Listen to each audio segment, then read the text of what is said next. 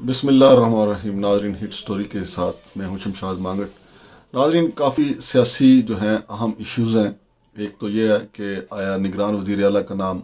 किसका ज़्यादा फेवरेट जा रहा है, एक तो इस खबर पे डिस्कस करनी है, और दूसरा ये कि शाहिद खान अब्बासी साहब जो हैं उनको क्या गिला है अपनी पार्टी के साथ। जो कहा जा रहा है वो नहीं है, बल्कि गिले उनके काफ़ी ज़्यादा हैं। और आपने देखा कि ख्वाजा साद रफ़ीक साहब भी काफ़ी बुझे बुझे नज़र आ रहे हैं। और दूसरा, जनाब मियाँ नवाज शरीफ जो हैं वो 2 दिन के बाद जो लंदन से प्रेस कॉन्फ्रेंस करने वाले हैं वो क्या कहने वाले हैं। कुछ खबरें लंदन से भी मौसूल हुई हैं,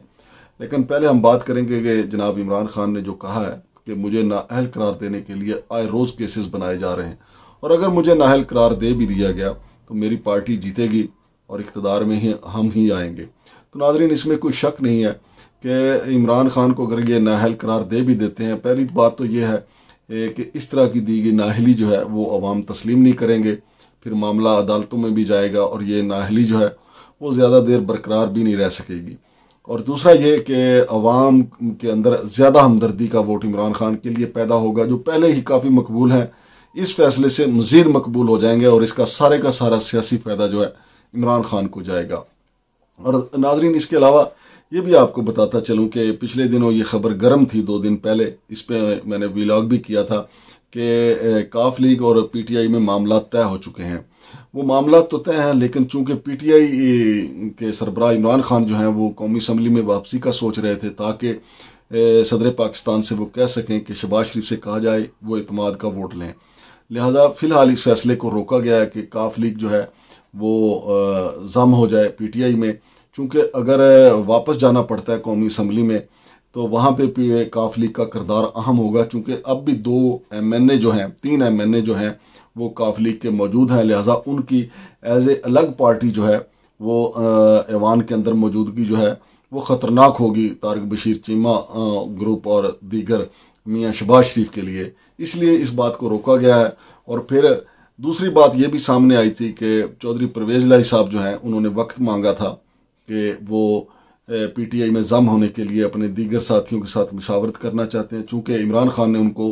पार्टी के सदर के ओहदे के लिए पेशकश की थी। और ये पीटीआई में पार्टी सदर का ओहदा उस वक्त से खाली है जब से मखदूम जवेद हाशमी छोड़ के गए थे। अब हो सकता है कि परवेज़ इलाही साहब जो हैं वो आएँ और पीटीआई के सदर बन जाएँ। और जब से पीटीआई और काफ लीग जो हैं बिल्कुल एक दूसरे के करीब आ गए हैं कि वे काफ लीग जम होने वाली है, तो शाह महमूद कुरैशी भी पीटीआई के अंदर जो है वो काफ़ी बुझे बुझे नज़र आते हैं और उनके हवाले से कहा भी जाता है कि वो एस्टेब्लिशमेंट के ज़्यादा करीब हैं। और इमरान खान की जो जारहाना पॉलिसी है वो आपके सामने है, वो एस्टेब्लिशमेंट के ख़िलाफ़ है। लेकिन अब मुस्लिम लीग नून जो है वो एक कोशिश कर रही है कि एस्टेब्लिशमेंट के ख़िलाफ़ बयानियाँ जो है वो हाईजैक कर ले। अब देखते हैं कि कहा यह जा रहा है कि 2 दिन के बाद लंदन में जो तैयारी हो रही है, राना सनाउल्लाह साहब को वहाँ पे बुलाया गया, वज़ीर दाखिला जो हैं। एक तो वहाँ पे ये मुशावरत हो रही है कि आया 2 सूबों के साथ कौमी असम्बली का इलेक्शन भी करवा दिया जाए और असम्बली तोड़ दी जाए। वैसे तो आपको पता है कि वज़ीर आज़म को भी बुला सकते थे मियाँ नवाज शरीफ साहब, लेकिन उन्होंने राना सनाउल्लाह को इसलिए बुलाया है क्योंकि वो ज़्यादा राना सनाउल्लाह साहब पे एतबार करते हैं। चूँकि अगर मियाँ नवाज शरीफ शहबाज शरीफ को बुलाते तो उनका तो जवाब यही होना था कि जी हम बाकी मानदा मुद्दत भी पूरी करें। लेकिन कोई इनकलाबी फैसला जो है वो मियाँ नवाज शरीफ कर सकते हैं कि इलेक्शन में जाया जाए। ज़ाहिर है कि वो मियाँ शहबाज शरीफ के लिए बहुत मुश्किल होगा, आसिफ अली जरदारी के लिए भी बहुत मुश्किल होगा। लेकिन अगर मियाँ नवाज शरीफ ये कह देते हैं कि बाकी 2 सूबों के साथ कौमी असम्बली का इलेक्शन भी करवाया जाए तो फिर मेरा ख्याल है कि 4 सूबों में इलेक्शन की राह जो है हमवार हो जाएगा और कौमी असम्बली का इलेक्शन भी बाकी सूबों के साथ ही हो जाएगा। लेकिन जो लंदन में वो प्रेस कॉन्फ्रेंस करने जा रहे हैं वो एस्टेब्लिशमेंट के ख़िलाफ़ एक नया बयानिया लेके आ रहे हैं, जिसका एक हल्का सा ट्रेलर जो है वो चलाया जनाब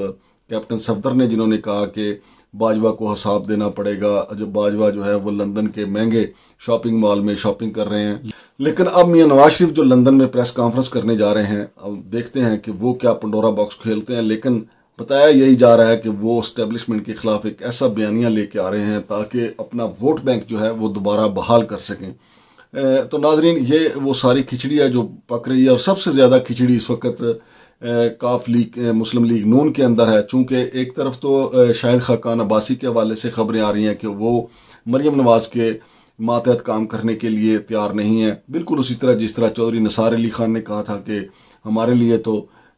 مریم جو ہے وہ کل کی بچی ہے، اب ہم اس کا حکم مانیں گے۔ یہی موقف جو ہے شاہد خاقان عباسی صاحب بھی اختیار کریں، لیکن شاہد خاقان عباسی کا ایک دکھ اور ہے۔ ناظرین، جب آرمی چیف کی تقرری ہو رہی تھی اس وقت میں نے ایک اپنے ویلاگ میں بتایا بھی تھا کہ جناب باجوہ کی جو توسیع کا معاملہ تھا اور جناب باجوہ توسیع کے لیے جو امید سے تھے، اس میں ایک بڑی وجہ شاہد خاقان عباسی بھی تھے، اور ایسے ٹھوس شواہد سامنے آئے تھے کہ 48 گھنٹوں میں 2 بار شاہد خاقان عباسی نے لندن کا دورہ کیا تھا، جس پہ میاں نواز شریف جو ہیں انہوں نے شکوک و شبہات کا بھی اظہار کیا تھا، اور ان سے یہ باز پرس بھی کی تھی کہ آخر آپ کو اتنی زیادہ دلچسپی کیوں ہے کہ آپ 48 گھنٹوں میں 2 بار جو ہیں وہ لندن تشریف لائے ہیں، اور آپ بار بار اس بات پہ اصرار کر رہے ہیں کہ جناب باجوہ کو توسیع دے دی جائے۔ اس کے اوپر بھی ظاہر ہے کہ قادور لیڈر ہیں شاہد خاقان عباسی، سابق وزیر اعظم ہے، اگرچہ وہ سابق وزیر اعظم میاں نواز شریف کی وجہ سے ہیں تو اس کو بھی انہوں نے دل پہ رکھا ہوا ہے، لہٰذا اس وجہ سے وہ دکھ پرانا ہے، لیکن وہ گرج جو ہے مریم بی بی کے سہارے نکال رہے ہیں کہ مریم بی بی کے ماتحت وہ کام کرنے کے لیے تیار نہیں ہے۔ ناظرین، دوسرا آپ نے یہ بھی دیکھا ہے کہ خواجہ سعد رفیق کافی بجھے نظر آتے ہیں، اور وہ کہتے ہیں کہ اب ہمیں عمران خان کے ساتھ بیٹھ کے طے کرنا چاہیے تاکہ آئندہ مارشل لا کوئی نہ لگا سکے، مداخلت کوئی نہ کر سکے، لیکن ایسا ممکن نہیں ہے۔ اور اسلام آباد میں خبریں یہ بھی ہیں کہ شاہد خاقان عباسی، خواجہ سعد رفیق، مصطفیٰ نواز کھوکھر، مفتاح اسماعیل اور کچھ 4-5 MNAs جن کا مسلم لیگ نون سے تعلق ہے، وہ مل کر جو ہے وہ ایک ہم خیال گروپ بنا رہے ہیں، اور ہو سکتا ہے کہ جب عام انتخابات کا بگل بجے تو یہی گروپ جو ہے وہ کنگز پارٹی کی شکل بھی اختیار کر سکتا ہے۔ اور ایک خبر ناظرین یہ بھی ہے کہ مسلم لیگ نون کے 6 سے 7 اراکین جو ہیں وہ عمران خان کے ساتھ پریس کانفرنس بھی کسی وقت کر سکتے ہیں۔ اور جہاں تک ناظرین یہ معاملہ ہے کہ آیا نگران وزیر اعلیٰ پنجاب کون ہوگا، تو اس میں اس وقت سب سے فیورٹ جو ہیں وہ امن نواز سکھیرا ہیں، جو اس وقت